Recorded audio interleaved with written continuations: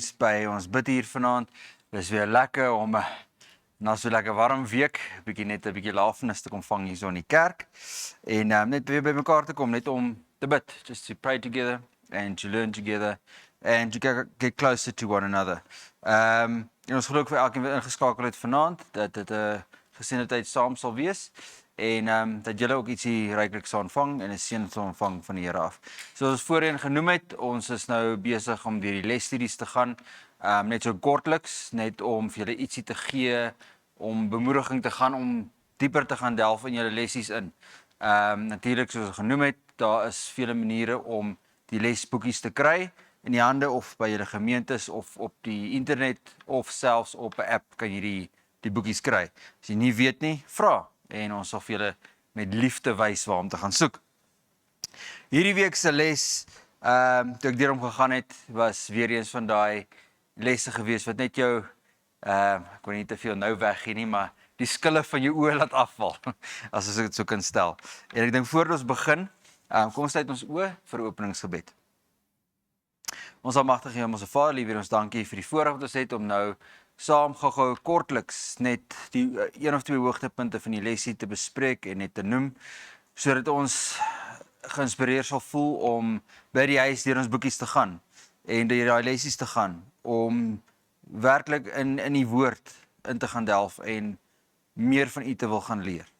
Weer ons vra dat U met ons nou sal wees, van ons nou so kortliks sal bespreek en mag die Heilige Gees ons lei. Dis my pleitgebed in Jesus naam alleen. Amen. Okay. Om jou in die Here te verheug. In English, rejoice in the Lord. En ek wil vir ons lees gou uit Filippense 3 vers 1 tot 3. En ek lees uit die Afrikaanse vertaling en dit sê daarso: Verder, my broeders, verbly julle in die Here. Dit is vir my nie lastig om dieselfde dinge aan julle te skrywe nie, en dit gee julle sekerheid. Let op die honde, let op die slegte arbeiders, let op die versnyding, want ons is die besnydenis, ons wat God in die Gees dien en in Christus Jesus roem en nie op die vlees vertrou nie. Verbly om jouself te verbly in die Here. En selfs die ander, die week se les sê vir ons eintlik om sekerheid net in Christus te hê. Om sekerheid in Christus te hê. Wat beteken dit om sekerheid in Christus te hê? Eerstens sê Paulus vir ons, verbly jouself in die Here. Hoe verbly jy jouself in die Here as jy nie 'n verhouding met hom het nie? Hoe verbly jy jouself in die Here as jy hom nie ken nie? Hoe verbly jy jouself in die Here as jy nog steeds glo jy word deur jou werke gered? En hier is al dingetjies wat Paulus aanraak. En die week se opskrifte verbly eerstens natuurlik die week se les begin met die sekerheid net in Christus.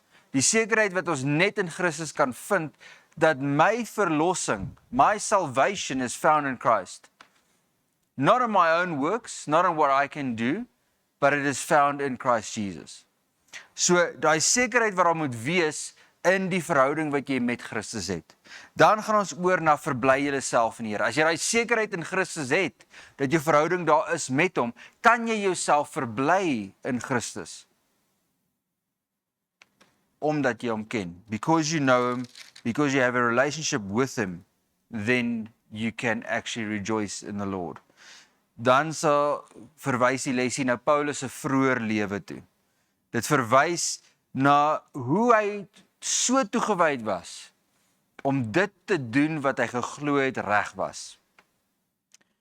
As 'n mens hierdie week se lesie gaan, sal jy oplet dat Paulus verwys 'n paar keer dat hy als gedoen het wat van 'n Jood verwag was. Hy verwys dat hy besny was. Hy verwys dat hy die skrifte geken het. Hy verwys dat hy die Sabbat geonderhou het. Hy verwys al hierdie dinge. Maar dan verwys hy ook na die feit dat hy nie homself kon verbly in die Here nie. Dat hy nie sekerheid gehad het in die Here nie. En hy verdoen dit om vir ons te wys dat jy kan die waarheid hê, wat jy oortuig is die waarheid. You can have the truth as you believe it is the truth, but you can still be blind. Jy kan nog steeds blind wees. En dan van ons daarso verder om vir ons te wys wat maak regtig saak. Watse dinge maak saak in die lewe? En hy noem daarso dat letterlik die skille het van sy oë afgeval. Waarna verwys hy daarso? Hy verwys daar dat die skille van sy oë afgeval het nadat hy blind was, toe Jesus aan hom verskyn het.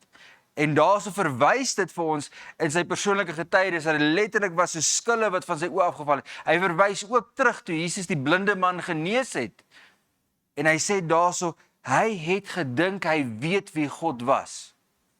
Maar God het die skille van sy oë af verwyder en vir hom gewys wat werklik van belang is in hierdie lewe. Wat is die grootste belang in hierdie lewe? Wat is dit eintlik wat saak maak? Is om daai verhouding met die Here te hê. Dis om daai sekerheid in Christus te hê oor die lewe wat ek leef. Dit is hy wat my lei. Dan gaan dit verder om vir ons te vertel dat ons geloof, die geloof van Christus, die geloof in Christus.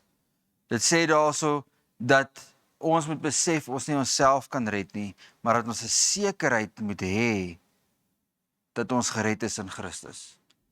Dat dit wie ons is en wat ons is. Hy verwys keer op keer na hoe die Joodse tradisie was van die wet van Moses, waar as jy 'n Jood was en oortuig was, dan moes jy besny geword het na 8 dae. En nou sê maar ons is nou die geestelike besnydenis.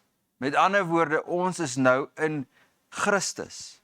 Ons is nou nie meer 'n fisiese Israel nie, maar 'n geestelike Israel. Ene met 'n boodskap wat uitgaan na Jood, na Griek, na elke heiden toe. En daardie boodskap is beskikbaar vir elkeen. So wat maak eintlik saak in hierdie lewe? Dit is ons geloof en ons vertrouheid op Christus. Dit is wat saak maak. Dan gee dit ons 'n mooi gedeelte en dit sê op daai dag is daar 'n vraag. Wat beteken dit om in Christus te wees? What does it mean to be in Jesus? What does it mean to be in Christ? Daar word 'n paar keer verwys in Paulus se geskrifte, ons moet in Jesus wees. Ons word gewoonlik geleer waar Jesus moes in jou hart wees. Nou hy draai dit om en hy sê, ons moet in hom wees.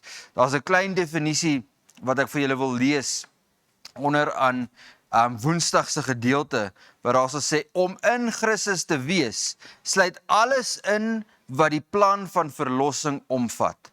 Vanaf die begin van ons geestelike insig, toe Adam en Eva wysheid gekry het, of selfs ons wysheid gekry het, tot regverdiging deur geloof, regverdigmaking, tot die voorbereiding vir die hemel, en uiteindelik tot die verheerlikheid tydens die tweede koms.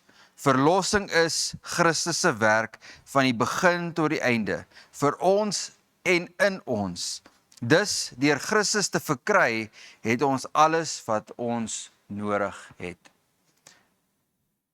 So in kortliks, om in Christus te wees, beteken om toe te laat dat die Here jou red van punt A tot by punt B. Van tyd van wysheid deur als tot by die punt wat hy ons neem hemel toe. Maar hier is die ding, hoe doen ons dit? Hoe kom ons by daai punt?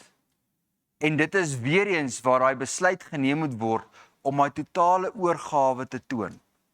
Totaal en al jou lewe in die Here se hande lê. Totaal en al die besluite te neem wat die Here vir jou gee om te neem. En volgens sy wil en sy woord te lewe. Dan sê hy verder aan, daar's net een ding. Dit verwys weer terug na dinge wat saak maak. Wat is die dinge wat saak maak? Hy sê daar's net een ding wat saak maak. Daar's net een ding wat saak maak en dit is om Christus te ken. Want het maak nie saak wat se goeie werke jy doen nie. Het maak nie saak of jy besny is of nie besny is nie. Dit maak nie saak wat ons doen, als is ter vergeefs as ons nie vir Christus ken nie. En hy bring als weer terug op dit en wie hy was voor sy ontmoeting met Christus. Hy het gedink hy doen alles wat reg is. Maar in 'n oomblik waar Jesus aan hom verskyn het, was als vir hom gewys, dit wat jy doen beteken absoluut niks nie, van jy ken my nie. So ons kan probeer als doen, wat ons weet wat reg is om te doen. Maar as ons nie Christus ken nie, is dit letterlik, as hulle mooi sê in Engels, pointless. En hy sê, hoe ken ons Christus? Deur sy woord. Deur om tyd in sy woord te spandeer. Deur om dit te lees en hom te gaan soek en dit wat jy lees om hom en sy karakter in jou lewe toe te laat sodat dit uitgelewe word in jou lewe. Ons het nodig om Christus te ken. Dit is die grootste ding wat saak maak. En soos julle verder deur hierdie week se lesie gaan, kyk met die konteks van dit wat Paulus geskryf het en hoe die lesie ons verduidelik in Filippense. Kyk deur die bril of die lense dat Paulus die boodskap het om vir ons te sê, ons het nodig om Christus te ken. Bo en behalwe als, as daar een ding is wat ons leer, is dat ons moet Christus leer ken. Hoe doen ons dit?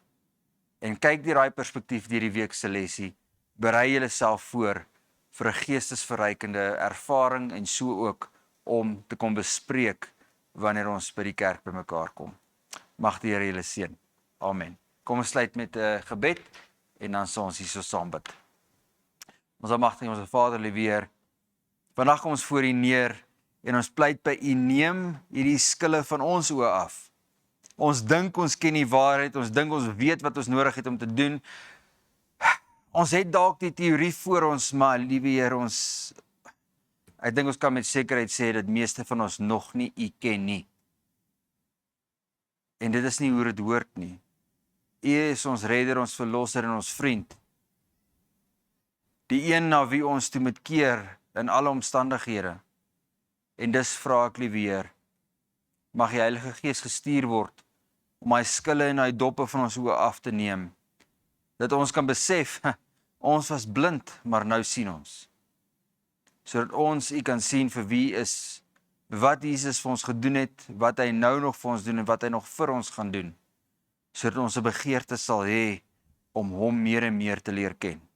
Is my pleitgebed in Jesus naam alleen. Amen.